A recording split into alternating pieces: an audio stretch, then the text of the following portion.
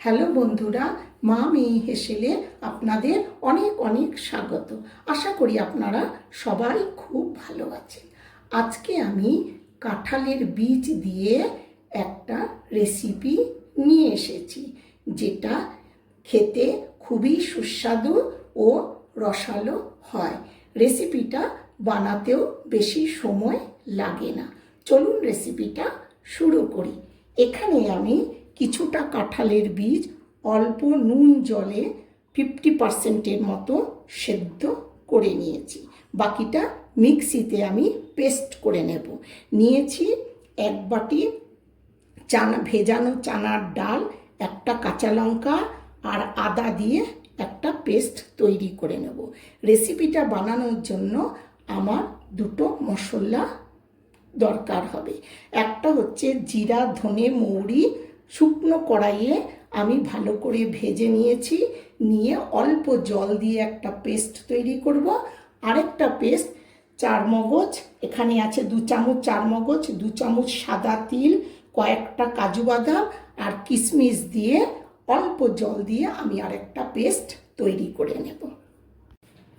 এখন আমি কড়াইতে সর্ষের তেল দিয়ে, তেলটা যখন ভালো করে গরম হয়ে যাবে তখন দেব অল্প একটু গোটা জিরা,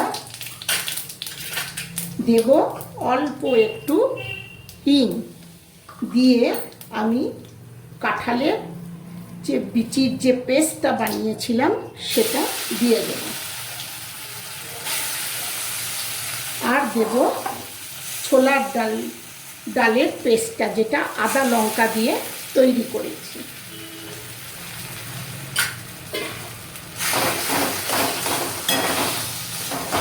দেব অল্প একটু হলুদ, আর দেব অল্প একটু কাশ্মীরি লঙ্কার গুঁড়ো কালারের জন্য। যখন কিছুটা ভাজা হয়ে যাবে তখন দেব নুন আর সেদ্ধ করে রাখা একটা গোটা আলু।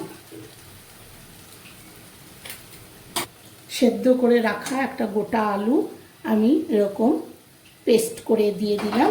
তাতে কি হবে, ধোকলাই বলুন আর কোপ্তাই বলুন, ওটা খুব সফট হয় খেতে।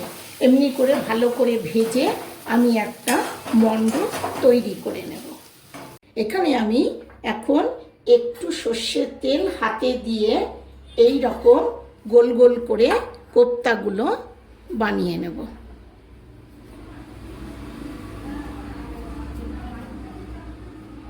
এখানে আমি দুটো মিডিয়াম সাইজের আলু একটু নুন জলে 50% মতো সেদ্ধ করে নিয়েছি। আলুর সাইজগুলো এরকম লম্বা লম্বা থাকবে।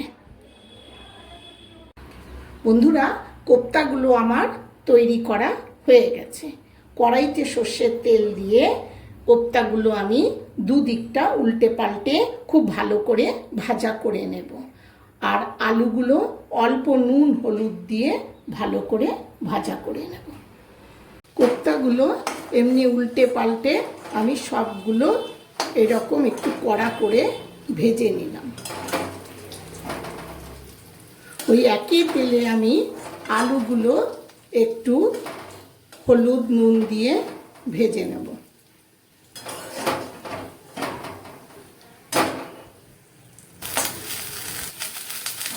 আলুগুলো আমার হলুদ নুন দিয়ে ভাজা হয়ে গেল। এখন আমি গ্রেভিটা বানিয়ে নেব। তেল গরম হয়ে গেলে আমি দেব এখানে 2 তেজপাতা, আর দেব 1 চামচ গোটা জিরা। ভালো করে ভাজা হলে পরে দেব কয়েকটা গরম মশলা।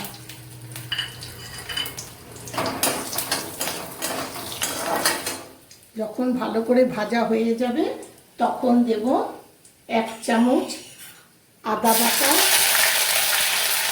দেব জিরা ধনে মৌরির পেস্টটা,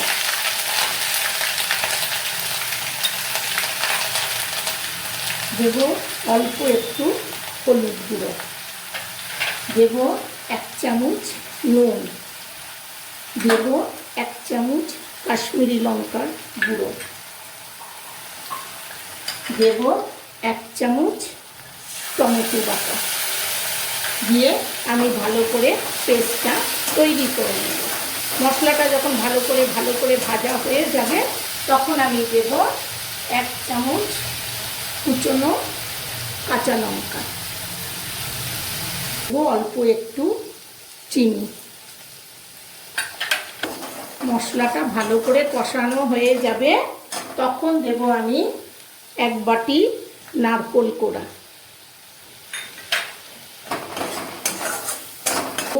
পোস্ত, তিল, কাজু পেস্টটা দিয়ে আমি খুব ভালো করে মশলাটাকে কষিয়ে নেব। যখন মশলাটা থেকে তেল ছেড়ে আসবে এরকম, তখন ভেজে রাখা আলুগুলো আমি সব একে একে দিয়ে দেব। দিয়ে একটু নাড়িয়ে চাড়িয়ে আমি দিয়ে দেব 1 বাটি গরম জল। যখন এরকম ভালো করে ফুটে আসবে তখন আমি দেব এর মধ্যে অল্প একটু ফেটানো দই। আমি নিরামিষ করলাম, আপনারা আমিষ করতে পারেন, সেই ক্ষেত্রে রসুন, পেঁয়াজ, চিংড়ি মাছ ভেজেও দিতে পারেন।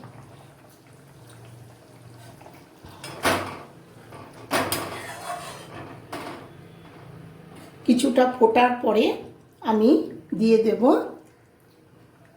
এই কোপ্তাগুলো। এই রকম ভালো করে ফোটার পরে আমি সব কোপ্তাগুলো একে একে দিয়ে দেব। রান্নাটা আমার হয়ে গেছে, শেষে আমি এই উপকরণগুলো দিয়ে দেব। দিলাম 2টো চেরা কাঁচা লঙ্কা, দিলাম 1 চামচ ঘি,